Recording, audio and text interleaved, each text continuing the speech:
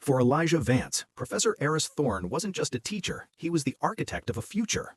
In the hallowed halls of Stonehaven University, Thorne was a star in cognitive neuroscience, a man whose lectures felt like private audiences with genius. To Elijah, a first-generation student on a merit scholarship, Thorne's attention was a lifeline. He'd chosen Elijah as his primary research assistant, praising his intuitive grasp and rare mind. He spoke of co-authored papers, a PhD at Stanford, a brilliant career. The latter was solid beneath Elijah's feet. The lab was his true home. The work, Project Mnemosyne, aimed to map memory with a new AI protocol Elijah had helped design. The data was precious. Among the other assistants was Lyle Donovan, wealthy, entitled, resentful of Elijah's position. Thorne had one coveted Stanford recommendation to give. Lyle wanted it. One October evening, Elijah worked late. Thorne was at a dinner. The lab was quiet. Lyle arrived just after 9, smelling of bourbon. Thorne needs the raw Mnemosyne data for the dean, wants it on the secure drive now. He showed Elijah a text from Thorne's number. Lyle coming for Mnemosyne raw data for dean. Give him access. Urgent. It felt wrong. Thorne was meticulous. He'd never sent Lyle for this, but the text was there. Reluctantly, Elijah initiated the massive transfer to the encrypted drive Lyle provided. Halfway through, Lyle got a call about his car being towed. He left, telling Elijah to finish and lock up. Elijah, uneasy, waited, secured the drive in the lab safe, and emailed Thorne. The reply was a cold one word: acknowledged. The next morning, Elijah was summoned to the department chair, Dr. Greenway. Thorne stood beside her, his face a mask of grave disappointment.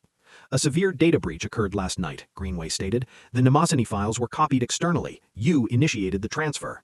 On Professor Thorne's orders, Elijah insisted, showing the text. Thorne sighed. Elijah, that's not my number. My phone was stolen weeks ago. The number was changed. That text is a spoof. Ice flooded Elijah's veins. Lyle, he brought the drive. He was there. Mr. Donovan's statement says he left at 8:42. Greenway slid a keycard log across her desk. Security footage confirms it. The lab corridor camera was inoperative. The drive in the safe is blank.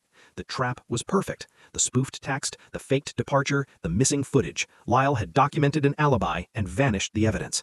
He's lying. He sabotaged me for the Stanford spot. Thorne looked pained. That's a grievous accusation, Elijah, with no proof. Check the data. The transfer happened. The drive he gave me is blank, Greenway finished. You were the last one in the lab. You performed the transfer. The data is in the wind. This is academic misconduct of the highest order. The verdict was swift. Suspension, banishment from the lab, a meeting with student conduct. His access was revoked before he left the office. In the hallway, the world was silent and tilting. The ladder was gone. He was falling, and the man he'd trusted most was just watching him fall. The suspension was a vacuum, soundless, airless. Elijah's keycard no longer buzzed him into the biosciences building. His student email was locked, a ghost account. The campus, once a landscape of possibility, became a maze of averted eyes. News traveled through the university's nervous system with viral efficiency. Vance, data breach, Thorne's lab, suspension. His scheduled meeting with the Office of Student Conduct was a procedural autopsy. Ms. Cho, the administrator, sat behind a stark desk, the case file open before her. Her tone was not unkind, but it was immovable, a voice trained to navigate liability. The evidence presented by the department is substantial, Mr. Vance. The unauthorized data transfer is not in dispute. Your claim of deception by Mr. Donovan is an assertion. Do you have any evidence to support it, beyond your own account? He had nothing. The spoofed number was untraceable to Lyle. The security camera gap was convenient, not proof. The blank drive was a void where his defense should have been. He repeated his story, the words sounding thinner, more desperate each time. Professor Thorne's statement indicates he gave you no such instruction, Ms. Cho said, tapping the paper. He expresses his disappointment, but confirms the breach originated under your access. He's wrong, Elijah said, his voice cracking. Or he's being careful. He has to protect the department, the grant. Professor Thorne is a respected figure who has vouched for your character in the past. His testimony carries significant weight. The hearing concluded with his interim suspension upheld, pending a full disciplinary panel. A formality, she implied. The real work was happening elsewhere. He tried to reach Thorne. Emails to the professor's personal address went unanswered. He waited outside Thorne's lecture hall. When Thorne emerged, surrounded by a clutch of graduate students, his eyes passed over Elijah as if he were a piece of furniture. Professor, please, 2 minutes.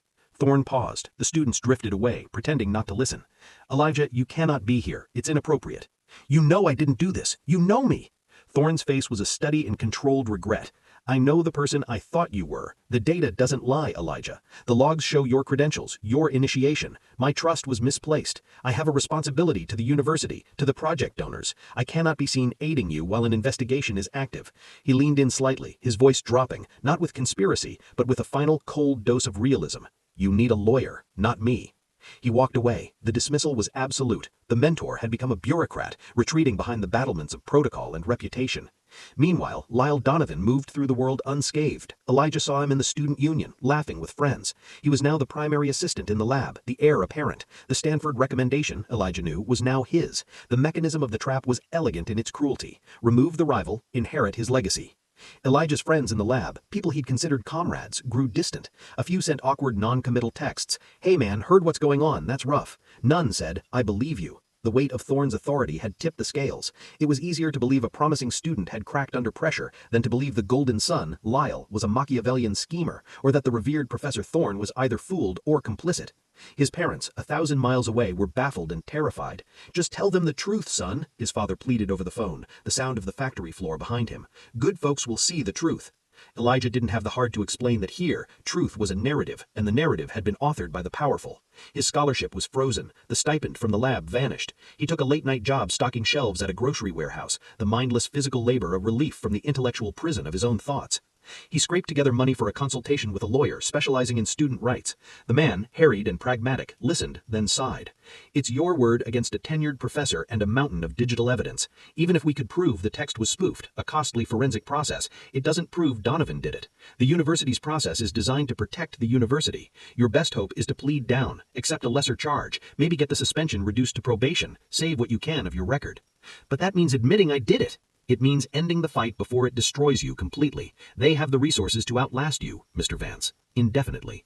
The disciplinary panel was convened 3 weeks later. It was held in a wood-paneled room that smelled of lemon polish and old books. 3 faculty members he didn't know sat at a long table. Dr. Greenway presented the case with sterile efficiency. Thorne's written statement was read aloud, a dagger of formal, regretful condemnation. Lyle was not present. His written statement sufficed. Elijah presented his case, the spoof, the rivalry, the malfunctioning camera, the blank drive. His words echoed in the high-ceilinged room, met with polite, impassioned faces. The questions were procedural. Did you initiate the transfer? Yes, but were you the last one in the lab? Yes, but do you have any evidence contradicting Mr. Donovan's timeline? No, but it was over in an hour. The verdict arrived by email 2 days later as he was unloading a pallet of canned soup. The panel finds Mr. Elijah Vance responsible for major violations of academic integrity and computer use policy. The sanction is expulsion from Stonehaven University, effective immediately. The notation will be placed on his permanent academic record. Expulsion, not suspension, expulsion. The word was a guillotine. It severed him from his future. No transfer, no graduate school. The academic career he'd built his identity around was a smoking ruin. The record would follow him, a scarlet letter explaining any rejection. He was in the warehouse break room, the email glowing on his phone, when a notification from a research aggregator app popped up. It was an alert for Project Mnemai, his own design. He clicked. It was a preprint announcement. The first major paper from Project Mnemai had been submitted to a top-tier journal. The author list, Aris Thorne, Lyle Donovan, et al. His name, which should have been second, was nowhere. The protocol he'd designed was described in the methodology, unattributed. The final betrayal was not just of his character, but of his intellect. They had stolen his work, too. They used the chaos of his disgrace to erase his contribution. He was not just a criminal in their story, he was a non-entity. The echo chamber was complete. The authority had spoken. The truth had been buried under the clean, heavy gravel of official consensus. He was outside now, in the cold, with a permanent stain on his name, and nothing to show for the years of devotion, but the certain knowledge of his powerlessness. The consequence was total. The ladder was not just gone, it was being used by his enemies to climb higher, and they had sawed off the rungs behind them. The expulsion was a tombstone. The grocery warehouse was his purgatory. His world shrank to the rhythmic beep of a scanner, the chill of the cooler, the ache in his lower back that greeted him each morning. He slept on a friend's couch, a temporary arrangement fraying at the edges. The friend, a genial engineering student, grew increasingly uncomfortable with the expelled, brooding presence in his living room. Elijah's name had a stink on it. He applied for other jobs, tutoring, lab tech work, data entry. The applications asked, "Have you ever been dismissed from an academic institution?" He checked yes, wrote, "See attached explanation," and sent his carefully worded, hopelessly convoluted paragraph about spoofed texts and malfunctioning cameras. The emails never received replies. He was a ghost in the professional world, a negative space defined by a single line in a university database. His parents, their voices etched with a confusion that was turning to quiet despair, stopped asking about school. They asked if he was eating, if he was safe. The shame was a shroud he carried with him. The only place he felt a flicker of his old self was online, in the gray market forums where anonymous researchers and underpaid grad students traded problems, code, and gossip. He'd frequented them before for esoteric coding help. Now he lurked under a pseudonym, a specter. He saw posts about data analysis, about neural network quirks. One day, a thread caught his eye. Anomalies in episodic memory mapping, Minozini-type protocols. His heart hammered against his ribs. He clicked. The poster, user @neuro_query, was describing a very specific, subtle artifact in memory signature data, a ghost echo in the hippocampal activation patterns. It was a glitch Elijah had discovered, had spent weeks diagnosing, and had written a patch for. A patch that was now running in Thorne's lab, unattributed. His fingers flew over the keyboard. That's the temporal lag artifact from the Carmichael-Gray convolution. Your smoothing kernel is misaligned by 3 ms. Use the Vance correction. He attached a snippet of the correction code he'd written, stripped of any identifiers. An hour later, a private message arrived from @neuro_query. Who are you? That fix is elegant, not in any literature. Elijah hesitated. Then the dam broke. He didn't give his name, but he told the story. The protege, the mentor, the setup, the stolen work. He presented it as a hypothetical, a friend's tragedy. The anonymity of the forum was the first place in months where the story felt heard, not judged. @neuro_query replied after a long pause. Your friend got thorned. It's a known play. Consolidate credit, eliminate competition, clean. The casualness of it was chilling. The Minozini preprint is getting ripped apart on the peer review circuit. Method section is a black box. Reviewers are screaming for the raw analysis code. Thorne stalling. A savage, bitter hope flared. The work, without him, was flawed. The stolen car had a faulty engine. Can you prove the work was your friend's? @neuro_query asked. Elijah thought of the lab servers, the version-controlled code repositories. His commits, his notes, his early drafts all still existed on the Stonehaven system, under his name, accessible only by Thorne and the IT department. The evidence was in the Dragon's Den. It's all there, he typed, behind the firewall, on the university servers I'm banned from. Data has a way of finding the light, came the cryptic reply. Sometimes it needs a curator. @neuro_query went silent. A week later, another message, a link to a secure, encrypted file-sharing node, a username and a one-time password. Look, don't download, just look. With trembling hands, Elijah accessed the node. It was a directory, labeled Stonehaven Neuro Lab Backup, October. His breath caught. Inside were folders, Project Minozini/Code Repository. He navigated. There were hundreds of files. He searched for his initials, his standard commit message tag, @EJV. Dozens of files sprang up. His development logs, his bug reports on the very artifact @neuro_query had asked about, dated over 9 months. It was a snapshot of the lab's digital heart, taken just before the breach. A ghost in the machine had made a copy. @neuro_query, or someone they knew, had accessed the supposedly secure server and exfiltrated a mirror. Not the precious subject data, that was gone, but the code, the history, the proof of intellectual labor. A curator, Elijah whispered. He spent the night reading his own digital ghost. It was all there. The timeline of his contributions was irrefutable. The final submitted code in the preprint was a stripped, anonymized version of his work. His identity had been surgically removed, but the architectural fingerprints were everywhere. @neuro_query messaged at dawn. Saw enough? Yes. Good. Now what does your friend want? Revenge? Justice? A job? Elijah stared at the screen. The gray market dealt in information currency. This was a vault. He could leak it anonymously, torpedo the paper, embarrass Thorne. It would be a petty strike, a grenade from the shadows. It wouldn't clear his name. It would just create 2 ruins instead of 1. Or, he typed slowly, the idea forming from the ashes of his old ambition. He wants to finish the work, properly, and he wants his name back. The cursor blinked. A long minute passed. That's more expensive than revenge, @neuro_query replied. It requires a platform. You'll need to build something they can't ignore, and you'll need to do it from outside the walls that expelled you. They pointed him to another part of the forum, a subsection dedicated to independent research collectives and preprint servers that operated outside traditional institutions. It was a wilderness of brilliant outliers and dismissed minds. Here, reputation was built on code, on data, on reproducible results, not tenure letters. It was a way out of the purgatory, not back into the temple, but into a different frontier entirely. The evidence was no longer a defensive shield, it was the first brick. He had the blueprint in his own hand. He had nothing left to lose. He spent his days stocking shelves. His nights became a second shift. In the glow of his laptop on the couch, he began to rebuild. He took the code from the mirrored repository and started a new project from scratch on a public development platform. He called it Leafy, the River of Oblivion, Minozini's opposite. A systematic, open-source attempt to replicate and improve upon the memory mapping protocol. He documented every step, published every line of code, invited scrutiny. He was building a truth so transparent, so publicly verifiable, that its mere existence would become an unignorable question aimed at Stonehaven's closed doors. He was no longer a supplicant pleading his case, he was becoming a competitor. The consequence of their silencing was not his disappearance, it was his metamorphosis into something they didn't understand. An open-source specter, building a rival ladder in the full light of the day, with the stolen tools they thought buried with his reputation. Leith was born in the stark, neutral light of a public repository. Elijah, now operating under the pseudonym @Eidolon, built it brick by digital brick. He forked his own stolen code, the code now running in Thorne's lab, and began refining it in the open air. Every algorithm, every smoothing function, every correction, especially the Vance correction for the temporal lag artifact, was documented with obsessive clarity. He published weekly progress logs, not as academic papers, but as detailed technical blogs. He created visualizations that made the complex data transformations intuitively graspable. He wasn't just writing code, he was building a cathedral of transparency, and he was leaving the blueprints on the street for anyone to see. The independent research community, a loose federation of biohackers, retired academics, and frustrated PhDs, took notice.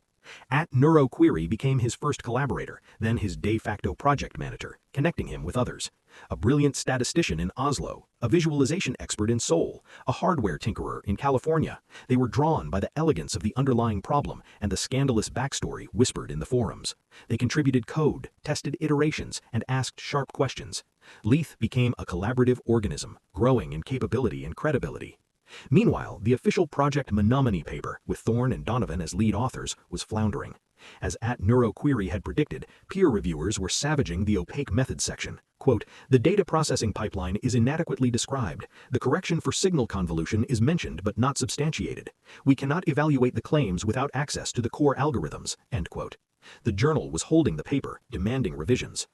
Elijah watched it all from his digital perch. He didn't comment on the paper directly. He didn't need to.